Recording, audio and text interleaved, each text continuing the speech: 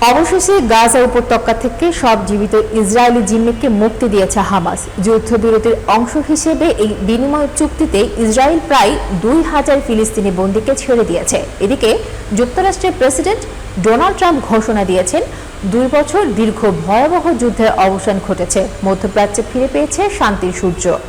Reuters জানায় red ক্রসের মাধ্যমে গাজা থেকে ২০ জন জীবিত জিম্মিকে হস্তান্তর করা হয় ইসরায়েলি বাহিনীর কাছে। তেল আবিবের হোস্টেজ স্কোয়ারে অপেক্ষমান হাজারো মানুষ আনন্দে কেঁদে ফেলেন, কেউ আলিঙ্গনে, কেউ পতাকা উড়িয়ে উচ্ছ্বাসে মেতে ওঠেন। অন্যদিকে গাজার খান ইউনিসের হাসপাতালে হাজারো ফিলিস্তিনি আত্মীয় স্বজন কাঁদতে কাঁদতে তাদের প্রিয়জনদের বরণ করেন। বন্দীদের বহনকারী বাস পৌঁছালে কেউ পতাকা নাড়িয়ে, কেউ আবার জানালা দিয়ে বিজয়ের চিহ্ন দেখিয়ে উল্লাস প্রকাশ করেন। এই চুক্তি বাস্তবায়নের মধ্যস্থতা করেছে যুক্তরাষ্ট্র, মিশর, কাতার ও তুরস্ক।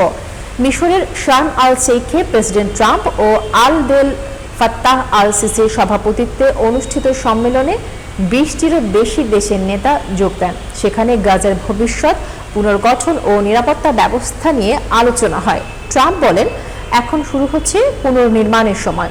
এটি হতে পারে ইতিহাসের সবচেয়ে বড় শান্তি চুক্তি। তবে এই শান্তির পথে এখনো অনেক বাধা রয়েছে। গাজার বিভিন্ন স্থানে হামাসের অস্ত্রধারীরা প্রতিদ্বন্দ্বী গোষ্ঠীর ৩২ সদস্যকে হত্যা করেছে বলে ফিলিস্তিনি সূত্র জানিয়েছে। পশ্চিম তীরেও দখলকৃত ভূমিতে নতুন বসতি স্থাপন বাড়ছে, যা স্থায়ী শান্তির পথে বড় চ্যালেঞ্জ হিসেবে দেখা হচ্ছে। ২০২৩ সালের ৭ অক্টোবর হামাসের আকস্মিক হামলায় ১২০০ ইসরায়েলি নিহত হয় আর ২৫১ জনকে জিম্মি করা হয়। তাদের মধ্য থেকে সোমবারের মুক্তিপ্রাপ্ত ২০ জন ছিলেন শেষ জীবিত জিম্মি। গাজার স্বাস্থ্য কর্তৃপক্ষ জানিয়েছে ২ বছর ধরে চলা এই যুদ্ধে ৬৮,০০০ ফিলিস্তিনি নিহত হয়েছে। গাজার বিশাল অংশ পরিণত হয়েছে ধ্বংসস্তূপে।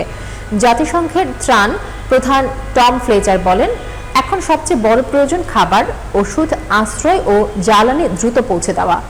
লাখো মানুষ দুর্ভিক্ষের মুখে। তবুও উভয় পক্ষের পরিবারগুলোতে এখন এক অন্যরকম স্বস্তি। কেউ ফিরে পেয়েছে প্রিয়জনকে, কেউ পেয়েছে শান্তির আশার আলো।